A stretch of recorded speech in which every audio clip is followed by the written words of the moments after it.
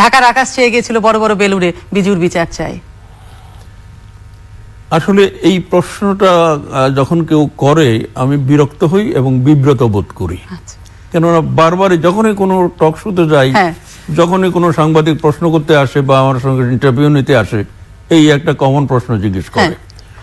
অথচ অনেকবার এটা দেয়া হয়েছে। এটা বাস্তবে আমি যখন ফেনী কলেজের ছাত্র ছিলাম, বিজু ফেনী কলেজের ছাত্রী ছিল, আমরা সে আবার গান টান গাইতো, আমি ওই একটা গীতি নকশা, অর্থাৎ গায়িকারা গান গায় তার সঙ্গে কথা, এটা গীতি নকশা। তো সে আমার ছিল কথা, তার ছিল গান। এবার প্রথম পরিচয় হয়ে আসলেই তার সঙ্গে আমার প্রেম ছিল, এটা সত্য।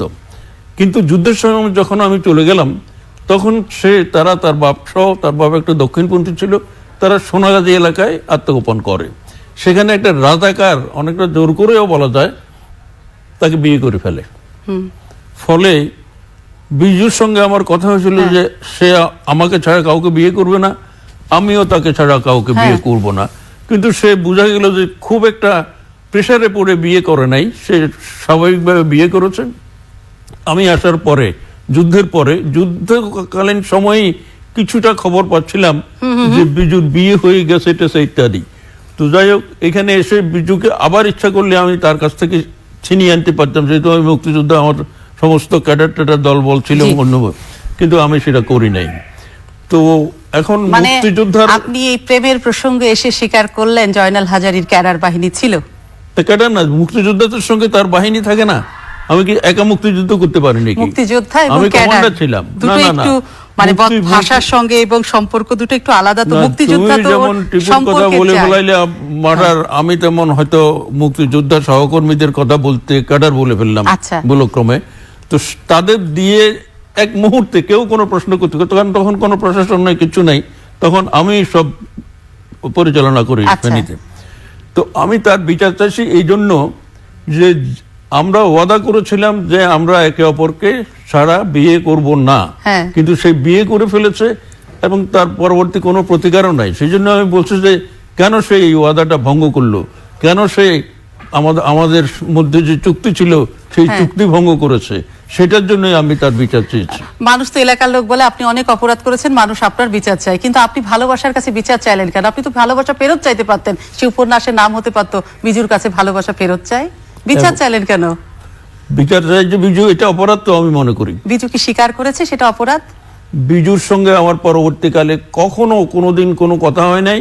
সে একটা স্কুলে মাস্টারি করতে, এখন রিটায়ার করছে। রিটায়ার করার আগে স্কুলের একটা সমস্যা নিয়ে আমাকে একটা ফোন করেছিল, আমি বিব্রত বোধ করেছি, আমি ফোনে কথা বলি নাই। আপনি সেই কারণে চিরকুমার রয়ে গেলেন? সেটাই তো বলতেই হবে, এরকমই তো হয়, অনেকের ক্ষেত্রে হয়েছে। যাযাবর তার দৃষ্টিপাতে লিখেছে, পুরুষেরা অনেক মেয়ের সঙ্গে প্রেম করে আজীবন অবিবাহিত রয়েছে, কিন্তু কোনো মেয়ে প্রেম করে কোনোদিন প্রেম ভঙ্গ হলে অবিবাহিত থাকে নাই, তারা আরেকটাকে বিয়ে করে ফেলেছে। মেয়েরা অন্য একজনকে বিয়ে করে ফেলে, কিন্তু পুরুষদের অনেকে অবিবাহিত থাকে। আমি সেই পুরুষ যে প্রেম করে প্রেম ভঙ্গ হয়ে যাওয়ার পরে অবিবাহিত রয়ে গেলাম। আপনি সেই পুরুষ যে প্রেমিকার জন্য চিরকাল ধরে অপেক্ষায় আছেন, কিন্তু এই মাঝখানে অপেক্ষায় নাই, ভালোবেসে কাউকে মানে প্রতারিত আর হতে চাননি, অপেক্ষায় নাই, কিন্তু আর কারোর দ্বারা হৃদয় আর ভাঙতে চাননি, মন ভাঙতে চাননি। কিন্তু এই মাঝখানের আসা যাওয়ায় জয়নাল হাজারী কোনো নারী কি এসেছিল জীবনে? না। আসতে চেয়েছে, তাকে আপনি প্রশ্রয় দেননি? না, আমি আর নারী নিয়ে, আমি আর বিয়ে শাদী নিয়ে সিরিয়াসলি কখনো কোনো চিন্তাই করি নাই। আজ আপনি আওয়ামী লীগের উপদেষ্টা হয়েছেন, নির্বাসিত জীবন থেকে রাজনীতিতে ফিরলেন, আপনি কি মনে করেন যে আপনার এই ফিরে আসাতে বিজু বোধহয় খুশি হয়েছে? দূর থেকে আপনি ফিল করছেন? হবে মনে হয়, আমি মনে করি সে খুশি হবে। তার স্বামী এখন, যেটা তার বিয়ে করছিল, সে মারা গেছে, তার ছেলে আছে এবং এই ছেলেটা কানাডা থাকে। সেই ছেলেকে সবাই জয়নাল হাজারীর ছেলে বলে,